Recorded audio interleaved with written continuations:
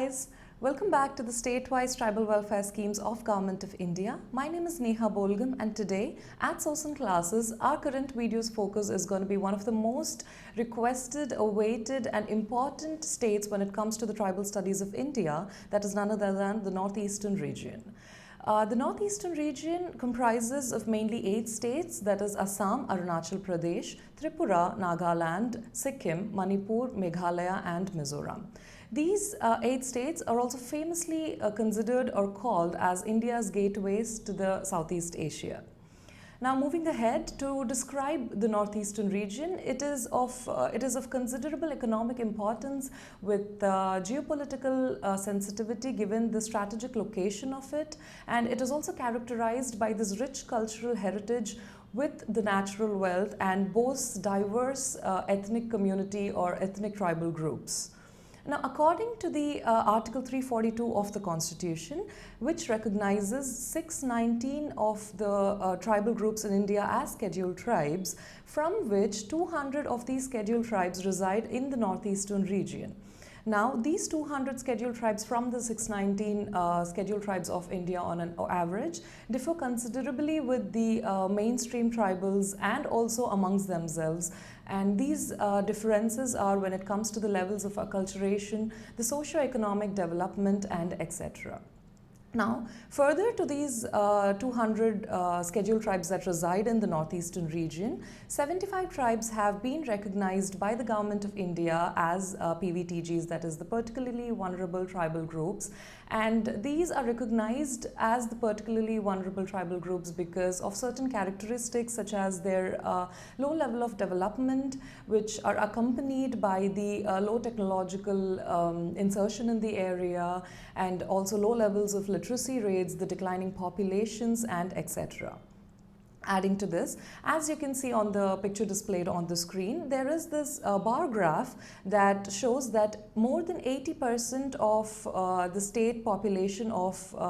Mizoram, Meghalaya and Nagaland constitute the scheduled tribes, which further ahead proves that the presence of these tribal groups is abundant in the Northeastern regions, which accompanied with again the geopolitical sensitivity of the region pushes us forward to focus upon the importance of the development of these states. Now, after spending some time into understanding the tribal scenario of the Northeastern Region, that is, the basic characteristics of the region, the state-wise tribal composition and the statistics, I would like to mention to you all that this video on the Northeastern Region is divided into 2 parts. The first part, that is this, focusing on the state-wise tribal composition of the tribals in the Northeastern Region and the organizations in place by the Ministry of Development of the Northeastern Region that has been established in the year 2001. While the second part of this video is going to focus on the schemes that have come into place by the organizations that I'm now going to mention to you, and also the analysis, of course. Now, before I give to you the list of the organizations, I would like to mention to you all that the Northeastern Region is primarily divided into 2 categories, that is the hill-dwelling tribes and the valley-dwelling tribes, which is clearly demarcated and depicted in the physiographic image of the Northeastern Region that is provided on the screen. Now, this understanding of the 2 categories is very important for us because by taking a note of these, we understand the type of problems that are faced by the Northeastern Region tribals and also why they face them, which causes in return help us understand why certain organizations and schemes have come into place by the Government of India. Now, as I said, the valley-dwelling people of the Northeastern Region have greater interaction with the non-tribals residing in and around the Northeastern Region, which makes the problems that they share quite similar, such as lack of infrastructure, landlessness, primitive agriculture methods, and etc. While on the other hand, the hill-dwelling tribes face critical connectivity issues such as lack of access to goods and services followed by bad weather, which happen after frequent natural disasters. Now, this inaccessibility and connectivity issues further trickle down to inaccessibility to the social infrastructure such as education, health, and etc., which alienates these hill-dwelling tribes further ahead from the valley-dwelling tribes. Now, there is this interesting contrast which I would like to bring to your attention, that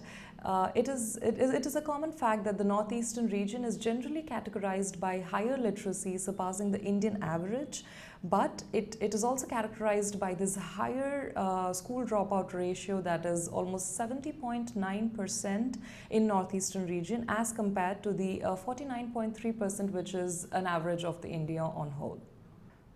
Now, the above displayed list of organizations are specific to the Northeastern region, which are only in addition to the basic constitutional provisions that we have discussed thus far from our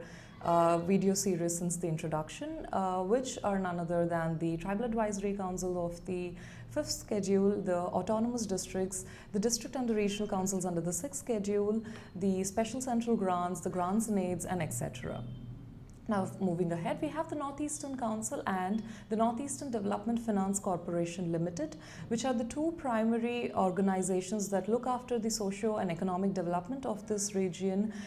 because almost 45% of India's foreign trades comes in from the trade that we do with the Southeast Asia, and which requires the basic infrastructural provisions which are looked after by these organizations. And the focus area or the major initiatives and schemes introduced here are revolving around the developing the connectivity infrastructure for the roads, railways, airways, and etc. Now, the funds for these are provided by the Development Finance Corporation, while the administration is looked after by the Northeastern Council, which looks into that there is no discrimination done for the tribals and etc. in way of these infrastructural development. Moving ahead, we also have the Northeastern Regional Agricultural Marketing Corporation Limited, the Sikkim Mining Corporation Limited, and also the Northeastern Handlooms and Handicrafts Development Corporation. Now, these three organizations again primarily look into the cultural infrastructural development and social infrastructural development, such as bridging the gaps between these agricultural markets and developing the tourism, education sector, textile industry, and etc. The schemes that have come into place through these organizations are to be discussed in the following video. Do visit the website Sosin Classes for any further doubts, and do not forget to like, share, and subscribe the video if you found the content useful. Thank you.